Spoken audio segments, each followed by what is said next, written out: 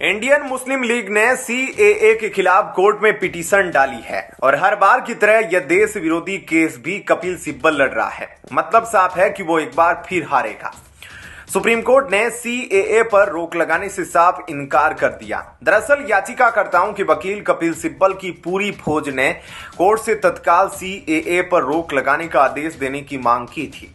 इस पर कोर्ट ने कहा, फिलहाल हम त्वरित आदेश नहीं दे रहे हैं, जिससे वकीलों की पूरी फौज का मुंह लटक गया।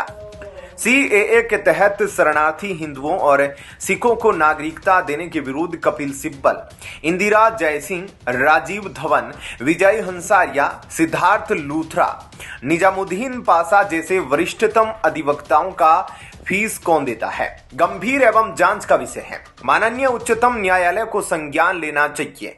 नागरिकता संशोधन अधिनियम का मामला सुप्रीम कोर्ट में पहुंच गया है। कोर्ट ने मंगलवार को सीएए पर रोक लगाने की अपील करने वाली 237 याचिकाओं पर सुनवाई करते हुए केंद्र सरकार से 3 सप्ताह में जवाब देने को कहा। हालांकि इसके साथ ही कोर्ट ने सीएए के नियमों पर रोक लगाने से इनकार कर दिया है। इस दौरान याचिकाकर्ताओं की ओर से सुप्रीम कोर्ट में वकीलों की पूरी फौज पेश हुई, जिसमें कपिल सिब्बल के अलावा इंदिरा जयसिंह, राजीव धवन और विजय हंसारिया शामिल है।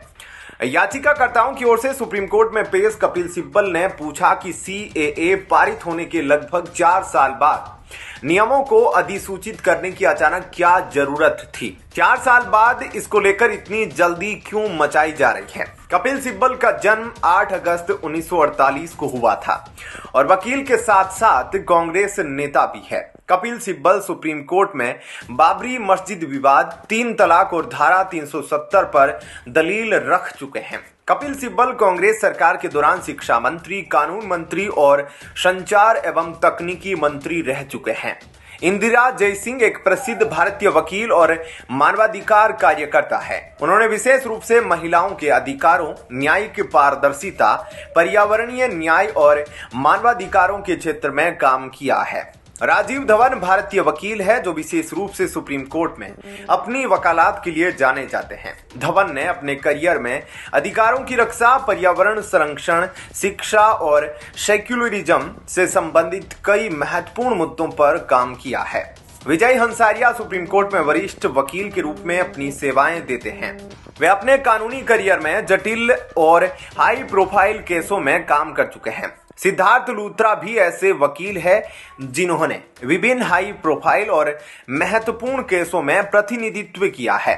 सिद्धार्थ लूथरा ने 2G स्पेक्ट्रम घोटाले से संबंधित मामलों में विभिन्न पक्षों का प्रतिनिधित्व किया है। निजाम पाशा विशेष रूप से संवैधानिक, आपराधिक और सिविल मुकदमेबाजी में सक्रिय हैं। निजाम पाशा ने अपनी विधिक शिक्षा भारत के प्रतिष्ठित संस्थानों से प्राप्त की है और वे अक्सर विभिन्न हाई कोर्ट और सुप्रीम कोर्ट में भी पेश होते हैं। वरिष्ठ वकील कलीश्वरम राज ने सीएए पर सुनवाई के दौरान कहा कि कृषि कानूनों में यही हुआ और इस पर रोक लगा दी गई। कलीश्वरम राज सुप्रीम कोर्ट और विभिन्न हाई कोर्ट्स में प्रैक्टिस करते हैं। उन्होंने कई उल्लेखनीय केसों में भाग लिया है और दलील दी है। ऐसे में क्या कहना है आपका कमेंट सेक्शन में अपनी राय जरूर दीजिए। जय हिंद, जय भारत।